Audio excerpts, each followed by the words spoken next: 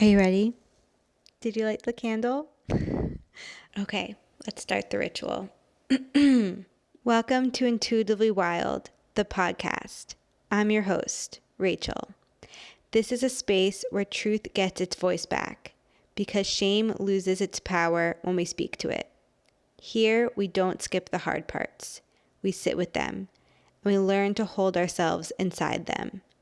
This podcast is ritual in audio form, a way for us to bring intention and intuition back into our everyday.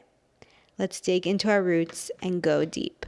All right, everyone, welcome back to the podcast. I'm here with my mom, and I'm very excited for this conversation. We are going to talk about some topics that were inspired by this book. We did a little mother-daughter book club. And the book was really powerful and really interesting, and it brought up a lot of conversation for us both. And so we're going to kind of have that conversation here on the podcast. And also just continue this theme around mother-daughter relationship and also just caregiver-child relationship and how that impacts our everyday life. And other relationships. Yeah, everything in our life. Mm-hmm. And why we're so passionate about the mother and daughter circle that we have monthly at Intuitively Wild. So The book that we read is Love Finally, Untangling the Knot Between Mothers, Daughters, and Food by Janine Roth. And so I do want to give the little disclaimer that we might talk about food, body image, eating disorders / disordered eating. And so if that's a topic that you are really sensitive to, we're not going to go into, at least I don't anticipate us going into anything too, detailed or extreme, but it will be a topic that we're going to talk about. So I just want to give that little trigger warning. Can I show this? Yeah, for sure. Show the cover. Everyone should watch the video. I want to give that disclaimer because depending on where you're at in that relationship, any conversation with that topic can be extremely triggering. So wanted to say that. So we're just going to kind of see where this conversation leads us. The first question that I wanted to start us off with, I wrote it down, so let me. Things about becoming a mom that challenged you. And specifically to a daughter. To a daughter. Yeah. So that's a really good question because you have my first two children, are boys, men, not they're men. And when I became a mother to a daughter, I think I thought it was going to be, it was as wonderful, more wonderful than I could have imagined. But the surprising thing was how in so many ways we're so different. So different. And I really thought that wasn't going to be necessarily the case. And so that was both surprising, thrilling, and, sort of disorienting a little bit. So I would say that. I would say that I just thought, mother of two sons, and now I have my, little girl, and we're going to just be, like mini me. And that's absolutely not the case. And I cherish that it's not the case, but I was surprised. Well, I have two things. I have a question, a follow-up question. Mm-hmm. And also one thing I want to say is one way that we are very different is in the way we eat.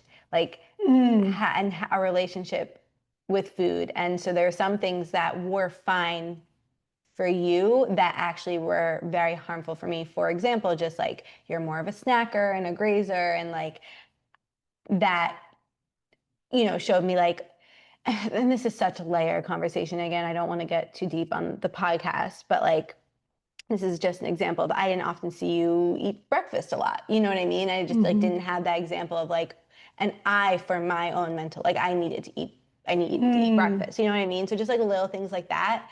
The way that we interact with food is so different. And some of that is just because we eat differently, and it's what you do is fine and healthy for you, and some of it was your own disordered eating that you didn't even realize. Exactly. And I also didn't realize that if I made you breakfast, because I knew that you wanted breakfast and needed breakfast, and it was a pleasure to make you breakfast, that the fact that I wasn't sitting down and having it at the same time with you in the same manner was disorienting to you, and fraught with mixed feelings that maybe when you were very young you weren't even aware of. Oh, for sure. Yeah. It's the same with how, like, you were always, you talked very positively about my body, and I have you talked very positively about my body, but you talked very negatively about your body, and you didn't make the connection about how that still was very harmful to me. Right. And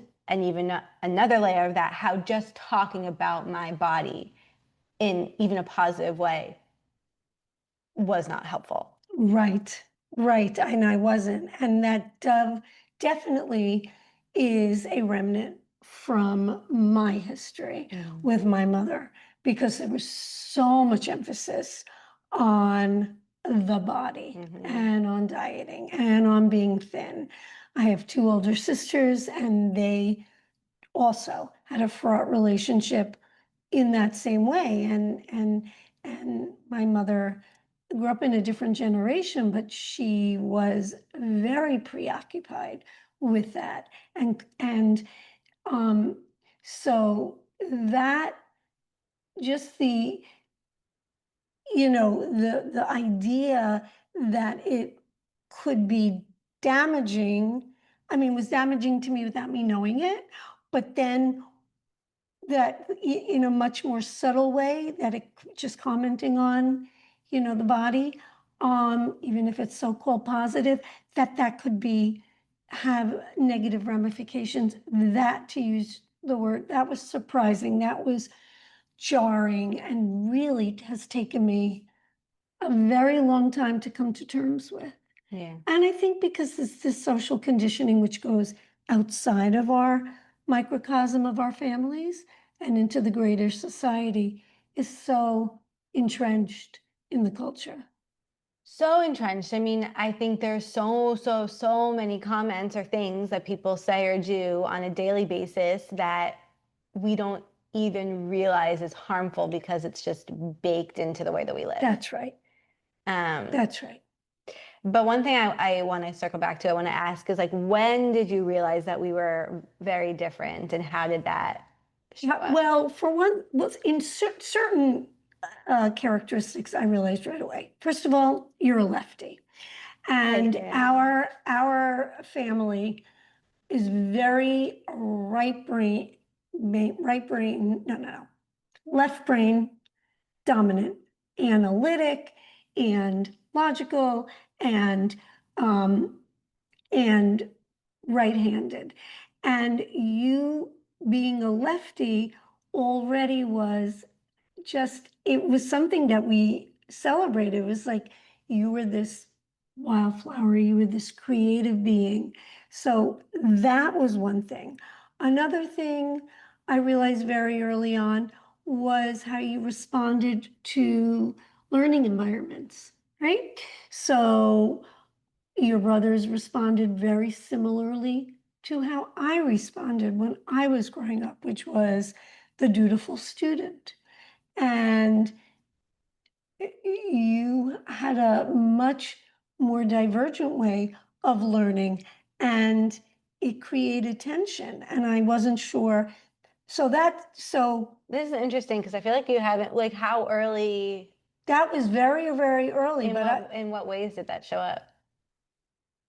It showed up in, if we were watching a so-called educational show, let's say, a Sesame Street kind of thing, you weren't interested in mastering whatever they were teaching, or you got some sort of very, age-appropriate assignment from preschool or something, which when I think about it, you shouldn't have even had, because that's not what preschool should be about. But let's say it was just like finding letters and, cutting them out. you were not interested in that. Mm. And um, and so that difference was noticed very early on. Um, and being a sister of two older sisters, um, just a little bit about me growing up, I was not all that comfortable around boys when I was little. And even through middle school, what we call junior high school, um, I had a close relationship with my dad, but he was very doting. And I just wasn't around boys that much. You were very easy with boys. When I say easy, you had a very natural way, organic, like way of boys, girls. That was something that was different. Well, that's when I had two older brothers, so it was normal to me. That's right. That's true too. And also, I think you just had an openness. Well, this is also in our human design. Like I respond, like I see everyone kind of as like the same. And you're very much like, these are my people and these are not my people. Absolutely. Yeah. So I didn't think of it or understand it and have that language or that framework, but you're hitting on that. So those were things that were coming up early on. Um, but it wasn't until probably late middle school, early high school, Yeah. when I realized how very vastly different you processed the world. Yeah, and that's interesting you bring up the early ages because we've never really talked about that. We've never talked about like that.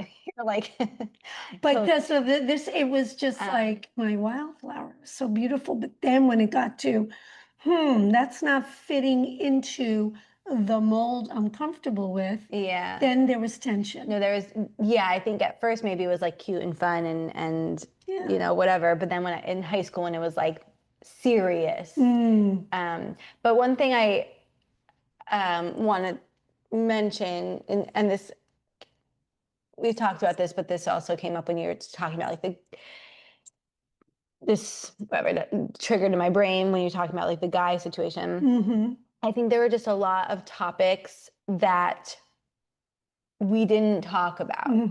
For example, romantic relationships. For example, getting my period. For example, like we talked about friendship breakups or friend fights, but not in like a helpful way. More in a like, now we hate these people because they hurt you. Right, exactly. Shunned as yes, that's very true, and that is also residual from my upbringing. Like I just remember when I got my period for the first time, it was in middle school, and I went to school and I told my best friend at the time, and she then like, and then I came home and I eventually told you, and you were like, I know, because you had seen by doing my laundry, but you had never. And then we just like, I don't remember ever talking about it, like sitting down and having a conversation about it. Really? No, and now I learned how to use. Sorry if this is TMI for anyone, but I learned how to use a tampon at camp. Like we never had like an educational conversation. And same. Do you have a comment about that? Just that I thought we did. I have no memory of that. Okay. If we did, it was very brief. Yeah, it would have stuck with you if it was a meaningful conversation. Yeah, and it wasn't like a normalizing or like a celebratory, you know, so much I've learned in some trainings I'm in now is like that's such a transition and a really like a crossing of a threshold. It should be ceremonialized and celebrated. We did not have that kind of conversation at all. Another thing we never had a conversation about was like sex and intimacy with guys. Never. I don't remember ever talking to you about that. And I think that would have been helpful. Sure. Yeah. Yeah. And I think that through line just continued when, for example, when I started struggling with my mental health and anxiety, I had no idea how to talk about that. One, like I didn't know how to talk about it to myself. I didn't know how to like express. Um, yeah, and I think that there were signs that something was off, but it was just things were like pushed under the rug or normalized or made okay. For example, like when I started to isolate from my friends, it was like, oh, those friends aren't like Right.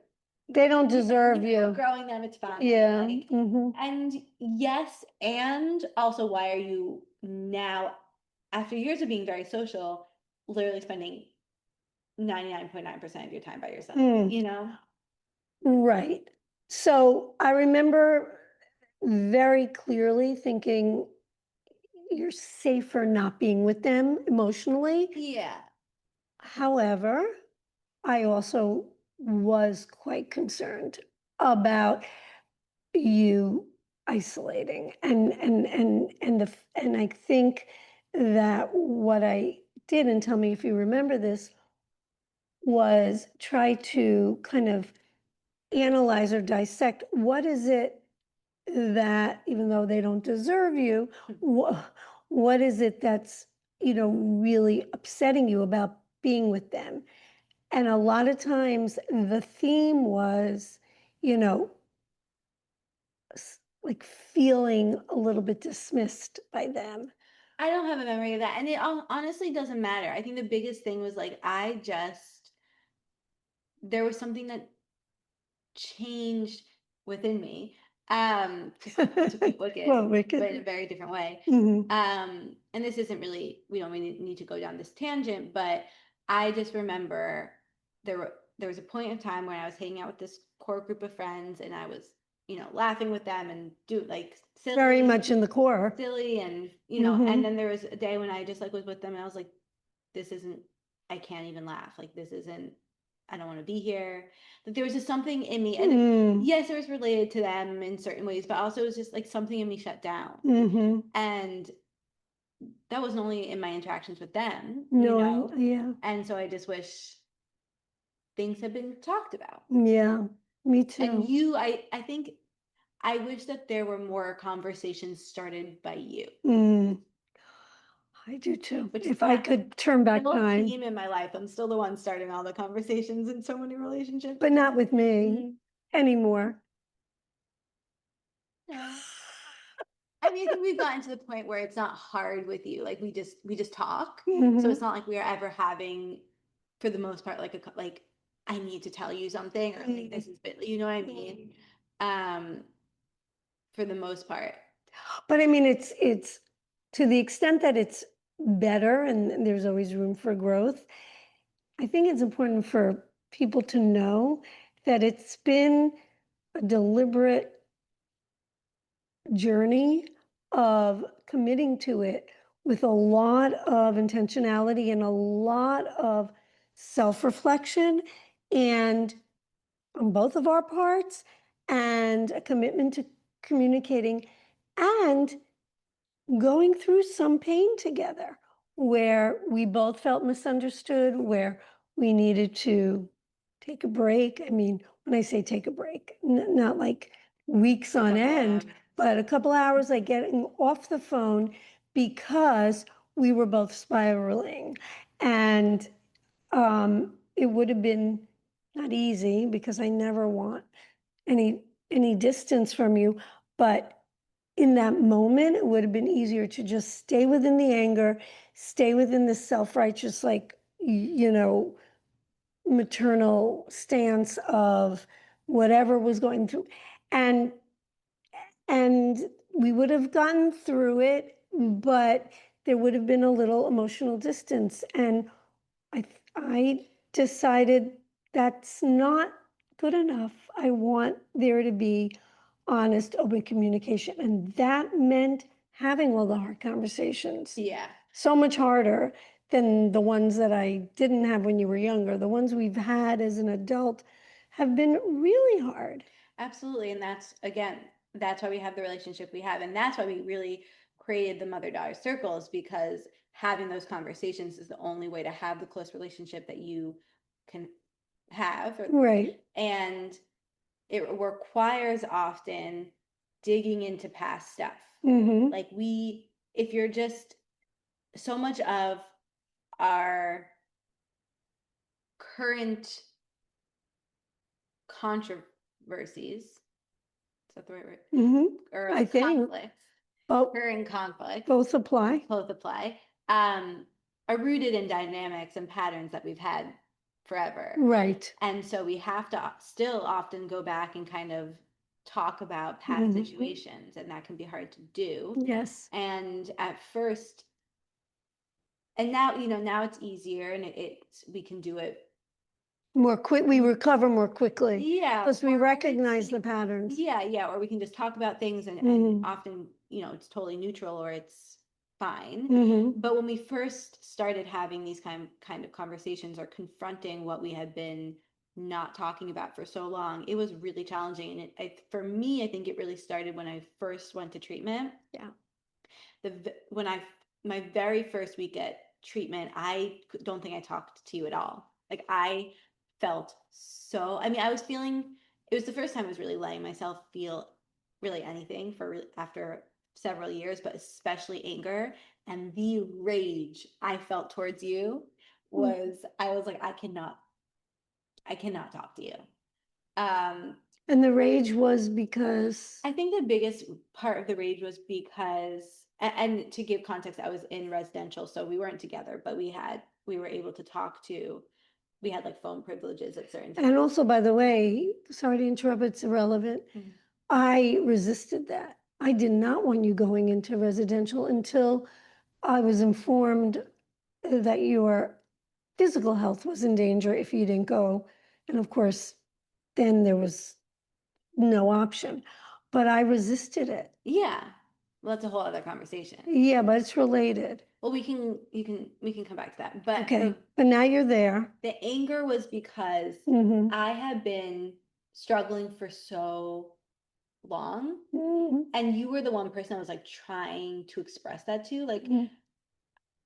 I was waking up and texting you. Like, I think I was just so angry because I was like, why hadn't you done something? Why couldn't you see how much I was struggling? Like, why have you been, and I think, I didn't blame you, but I was just like, realizing all these ways. And now, we've come so far from this, so I don't want you to like take this on like as, in a fresh new way. But, all these ways that you had disordered eating, and you had impacted me, and I think so much of what, a big, and this is part of having an eating disorder, but it was such a prevalent aspect for me of like, I'm not sick enough, or nothing's wrong with me. And that you had played into that so much because, I would tell you certain ways I was struggling, and you didn't even want me to see a therapist, and I think, yeah, so there was just a lot of anger, and it was mostly towards myself, but you were the easiest person to, Yeah, other and than am I you were the other than other than feeling anger towards myself, you were the easiest person to kind of like put that anger towards. sure. And I think that from my standpoint, and everything you say is so insightful and is kind of transcends the scope of this one conversation. But what I want to say is that I knew in my heart you were in pain, and all I wanted to do was to get you out of pain. And I felt that because I loved you so unconditionally and would move heaven and earth and lay myself down in front of a oncoming train for you, that was going to be enough. Yes, yeah, I think that was the biggest thing, is like, I can do it myself. Like, I can help you myself. Um, And yeah, and that wasn't the exactly. case. And I think, there was, and also because, um, And I was very critical in the early, sorry to interrupt, but no, it's okay. I'm not going to say what I was going to say. okay, but I just want to say you went into residential. This whole your story is very complicated and deserves its own time. Keep going. But I'm going to keep going to say that I was very I had a lot of misgivings about how they were interacting with you. The philosophy of the place, but also the individual therapist. I had a lot of anger. Yeah. And I want to, rightfully so. Like there was some ways that treatment center was Harmful. Let's just call it. so fucked up. It was harmful. But and I had to be there. Yes. It would have been better, but see, that's the thing. It would have been better if I had landed in a different treatment center, but I also had felt so alone in trying to like I had I had to be the one to seek out therapists. I felt so alone in figuring out how to help myself because no one was helping me. But you were in California. I was in New York. I don't think this is relevant. We don't need to have this conversation on the podcast. I poured through literature with you. You forget that, but anyway. No, yeah, you watched the YouTubes, you listened to the podcast, like the things I sent you. No, about right. Yeah, Yeah. I did, but again, it was like I needed more. You did. And I think that also, I just want to say what you're hitting also on. So we bring to situations, right, our own baggage. And part of my baggage, besides my own disordered relationship with food, was my role as a psychotherapist. And I was highly critical and suspect and mistrusting of the mental health field that was involved in the eating disorder treatment. So there was that. That wasn't that helpful to you because you ultimately found the right place, okay? But in the in between, you needed to feel a sense of safety and trust with those people. And I think I was undermining that. You were undermining that and you were misunderstanding it because even though that place was very harmful in certain ways, it also had the specialization that I needed. And even though you have done, you have your PhD and all that, you're not an eating disorder. That's right. And that's a whole lot, that's another thing in terms of, I still think that there's so much about eating disorders and my experience in treatment personally and for anyone with an eating disorder that you don't understand. And that's okay. I mean, most of your time in treatment was during the pandemic. And so your dad and I, really, really studied and went to all the workshops and all of that. And I'm going to say that it was a learning curve because I didn't understand a lot, even though I feel like I have an expertise in anxiety disorders and that underlies eating disorders. Whole different, qualitatively different. When you are deep in an eating disorder, as you were, it requires something that I was ill-equipped to, certainly to treat, which I would never recommend a parent treating their child. That's in the first instance. But I was ill-equipped to really comprehend, and I needed help from the professionals in how to support you as your mom. And that took, and dad did too. We had lots of family sessions and we had several family sessions.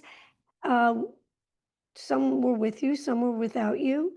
And we learned a lot. I was in therapy.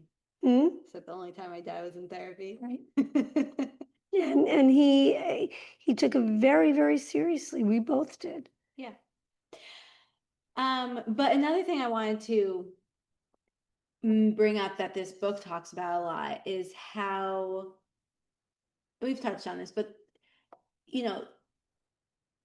how in our childhood, how so much of who we are now is informed by our childhood and our memory, like how our body and brain, our being remembers that, and how it might not be exactly what happens, right? Or people can remember things differently, but it doesn't really matter. Like if my whole system remembers a certain kind of experience and then that is now like a trauma in my body. It doesn't really matter if it happens That's or your not, because reality. that's my reality. And I Exactly. think we've had moments where you're like, that's not what happened. I'm like, well, it That's how happened to you, me. that's how you interpreted it. And That's how I interpreted it. That's how it's like right. now impacting me. And that was brought up a lot in the book, which I That's found right. interesting. Very powerfully. Yeah.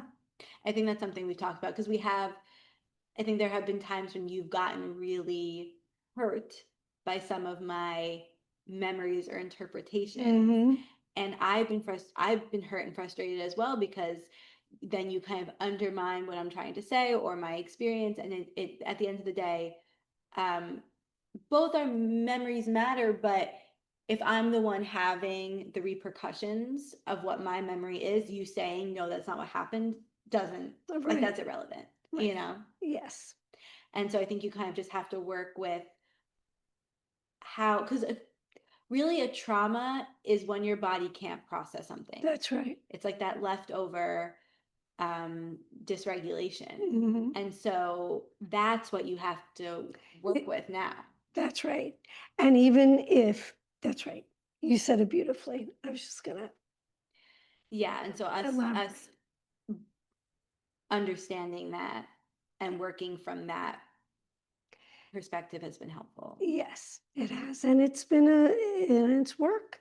Mm-hmm. It's taken, for me, it's been hard because I have certain memories that are so different, um and it's not about like saying you had this blissful childhood because you had this mother that woke up every day determined to make your life as wonderful as possible. Things happen, and and things get, I'm human and you're human, and so I may have inadvertently not responded to a need. I obviously did. And in that moment, you interpreted that lapse in a certain way and you carry it in your body. Mm-hmm. And it does have repercussions. So now what we really do try to do is like, how is it showing up for you now? Yeah. Yeah. Yeah. And I think understanding um, the past or understanding things intellectually helps me then process. Mm-hmm. So bringing that into the conversation is helpful, not just dealing with like the present emotions and stuff like Yes. that. It is good to think back because also then you can also say, okay, as a child, it was sort of unavoidable to come up with that conclusion in my child's mind unconsciously. It lives within me. Now I'm aware, but now I'm not a child. Yeah. And now as an adult, I can comfort that inner child, and I can also decide how I want to travel through my adulthood going forward. Yeah, exactly. Because I think part of the healing is having the awareness Mm-hmm. and doing the healing with each other, but also me being like, okay, there are still ways that you show up that I wish you wouldn't, like still comments you can make or things you can do, whether it's regarding, food, body movement, or other topics that can still, let's just say, trigger, activate me, and not just you, other, like anyone. But now I have the responsibility to be like, in the past, unconsciously, that kind of like imprinted on me. Mm-hmm. And then impacted everything. But now I can be like, okay, I don't need to take that on. Like I can have my own beliefs, or I can like push that, like, Mm-hmm. disconnect from that. Um, and that is it's my responsibility to do that. Mm-hmm. Yeah, it's a really powerful awareness because, as you say, it can come up. It so many things can come up in so many interactions, whether they're close relationships or more casual relationships, professional, personal, and knowing that what a person says is oftentimes a statement about themselves, even if they're directing it at you. And you need to be able to have that boundary. And I think that is really hard. And I think that if I'm allowed to give you a compliment, that I've just seen you really work on that and be a model sometimes for me, because I think that's been a challenge for me, because I know in my human design, there is this tendency to take on other people's emotions. Yeah, that is in your human design, and you do. And that if I just can say for a moment, carrying with me my whole life, my very close relationship with my mother, who's sadly not with us on the earth anymore, but lives spiritually in my heart all the time, and a very emotionally expressive person. And um, I was so highly sensitive to her moods, and my whole sense of who I was would be very much driven by her moods. She was a pretty even, mostly was positive, but she was prone to some depressive affect. And I felt a responsibility. I didn't feel blamed for that, but just because of my human design, I felt a responsibility that now I need to turn that sad mood into a happy mood for her, for me, for the world to be righted. Yeah, well, I have two things to say to that. One, that's why I think generational healing is so important, because it's not, I'm not just impacted by you, I'm impacted by My grandma history. and great grandma, and like it goes back and back, not only by what was passed on through behaviors, but also just through genetics. And That's right. And the other thing I'll say is that this shows how much things are nature and nurture, because, and this is another way that we're different, is like I'm not as impacted by other people's emotions in that way. Like I don't take things on in that way, and that shows up in my human design. Um, but I'm very sensitive, much more sensitive than you in other ways. Yes. And It's so interesting. It's so interesting. There are certain ways where I'm much more sensitive. Yes, I mean, not at all. Yeah. And certain ways where I really like. For me, I simply. And then again, this is a different topic, but I think if you're going to have your own business, you really have to depersonalize everyone's response to you. Um, Otherwise, you'll burn out too quickly. You'll just melt. Right. But yeah, I mean, we could have, this could be a very long conversation. Are there any other things that you want to bring up before and we can always have a part two, but yeah, part two would be good. I mean, I think like we talk a lot about self-awareness, and I think that is the key. Understanding how we responded in our earlier life, how it reverberates in relationships in our current life, and taking a moment to know that we have choices in our current life as to we don't have to respond as a wounded child. We can have compassion for that person that lives within us. And we don't have to have rage against the person we responded to, who was probably, behaving in ways that were driven by their ancestral history. The point being that to be aware when we're kind of triggered, activated by something, to kind of take a moment to say, okay, but is that, I know where that's coming from, and that's okay, but does it need to, set the narrative for today? I have a choice. I don't have to, I'm not wounded, or I'm healed, or I can operate in a way that is taking into account where I am now. She talks a lot about that, about being very present, a very sort of mindfulness kind of Buddhist kind of thing. Yeah, she does weave that in a lot, which I appreciate. Me too. Very helpful. Because at the end of the day, that's all that matters. That's right. It's like what's happening now. That's right. But I think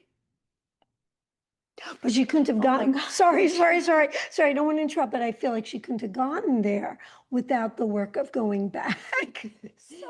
Yeah. Absolutely. But I think she couldn't have gotten there without having the conversations. And she has the conversations. I mean, I think her relationship with her mom is very tense. Extreme. And so she has the conversation with the therapist, she has it with herself through these books, through mentors, and ultimately then she's able to like touch some topics with her mom. But I think healing happens in layers, and it's very nuanced, and different modalities are helpful at different times. But I think no matter what, like conversation is like what you like, not pushing things under the rug, not That's right. dissociating, not ignoring, not numbing. Things need to be talked about. Giving voice to them. Yeah. Yes. Yeah. And so that's why, again, I'm so passionate about this mother. I mean, different circles I hold at Intuitively Wild, like the Healing Through Conversation That's right. offer, but in this context, the mother and daughter circle, because even if you are a mom and you come by yourself, or you're a daughter and you come by yourself, like just talking about starting to process these dynamics and these patterns and your past and how it's playing into your present. That's how you heal. It's huge. Yes, it's really huge. big, and we don't We do don't it. do it. That's So right. yeah, that's I'm a very action oriented Virgo, so I love this conversation, but it's kind of like, what are we going to do about it? Right. And the circle is kind of taking that next step. So yeah, we have it every month. So Yes. join us. We hope. We And I look think forward that to you. this book is really good. I enjoyed it a lot. It's an easy, like it's a quick read, and I didn't find it, being someone who can be sensitive to certain things. I mean, much less now than I used to be when I was really struggling with my eating disorder, but I didn't find it too triggering or anything. No, it's powerful, but it's very accessible. She has a very, sort of conversational way of presenting. And she also injects some humor into very painful situations. And I think that is a beautiful thing as well. Yeah. All right. Well, everyone, thanks for listening to this candid convo. Um, let us know if you have any questions or want us to do a part 2, or have any suggestions for topics for us to talk about Definitely. together, Yeah. or just, me on my own. And we'll see you next time. Thank you so much for joining me on this episode of Intuitively Wild, the podcast. I hope it helped deepen your connection to yourself, sparked some insights, and inspired you to live intuitively wild. If you enjoyed this podcast, it would mean so much to me if you would share it with others and leave a rating and review. And please reach out to me. I would love to connect with you. I will see you next time for more magic.